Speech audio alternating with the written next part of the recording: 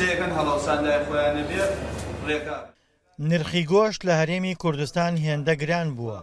کڕینی بۆ خەڵکی هەژار ئاسان نییە. ڕۆژانەی کرێکارێک لە هەرێمی کوردستان 20,000 دینارە، لە کاتێکدا نرخی کیلۆیە گۆشت 23,000 بۆ 25,000 دینارە. کەوتە لە مەدان گرانە بێ لای قسابش گرانە بێ.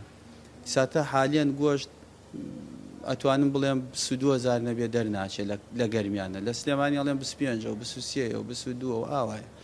بەس هۆکارەکەی وەتانە لادێمان نییە ئێمە، کە لادێمان نەبوو ئاژەڵ نییە، ئاژەڵ نەبوو دەرەکیە، کە دەرەکیش بوو ئەوان هەڵاوسان لای خۆیان بێ سنوورەکان داخن، زیادیان بێ ئەینێرن، زیادیان نەبێ ناینێرن. هۆکارەکەی وەتانی هەموو گرانبوونی نرخی گۆشت وای کردووە بەشێکی زۆر لەو هاوڵاتیانەی بژێوی ژیانیان لە ئاستی مامناوەندی یاخود لەو ئاستەدایە کە بە چینی هەژار ناو دەبرێن نەتوانن بە ئاسانی گۆشت بکڕن. خەڵک ئەوەنە داماوە بەدبەختە جاران 2 مانگجارە 3 مانگجارێک کیلۆیە گۆشت 2 کیلۆ گۆشت ئێستا ئینسان بەخوا ئەویش نەما، بەخوا ناتوانێت 3 مانگجارە 2 کیلۆ گۆشت بێنێ. کیلۆیەکی بۆتە 22,000 دینار، جاران چسە تاوە سا بۆ چسە بڤە، خەڵک ناتوانێت بچێنێ. باوکی باکوم دوێگە چوون بەخوا 37,000 کیلۆ 600 غرامی ئێمە 2 نەفەرشین. گرانبوونی نرخی گۆشتی سوور کاریگەری لەسەر نرخی مریشک و پەلەوەریش هەبووە.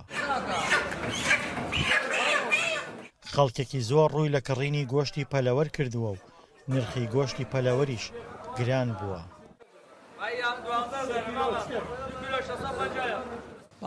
بازاری مریشک پێشتر باشتر بوو، بەڵام ئێستا مریشکەش گران بووە، خواستی کەمتر بۆتە بۆنەوە گران بووە. مریشک بە دوونی بوو باشتر بوو، بەڵام ئێستاکە کە بۆتە 4,000 دینار، 1 کیلۆ مریشک بووەتە بە 4,000 دینار.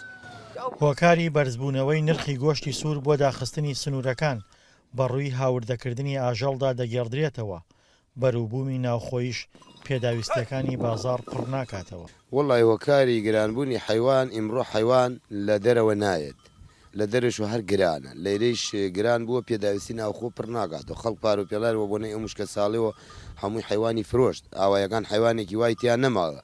ئەمجا دوای ئەوەش ئەمەش مەسرفەکەی شێوەنە گرانە، ئەمەی ناوخۆیش پێداویستی ناوخۆ پڕ ناکاتەوە. وەڕەحەتی بێژی وڵا کاکەم خەڵکە حیوانی هەیە و حیوانەکەی دەریەکا بۆی وڵی وەکو دەرکردن دەری ناکات، لەبەرەوەی ئەوە مەسرفی گرانە. ئەوە تا من ئێسش حیوانەکەم بەخوا ها لە ماڵا ڕۆژە سێژم کاوجوێ دەمی.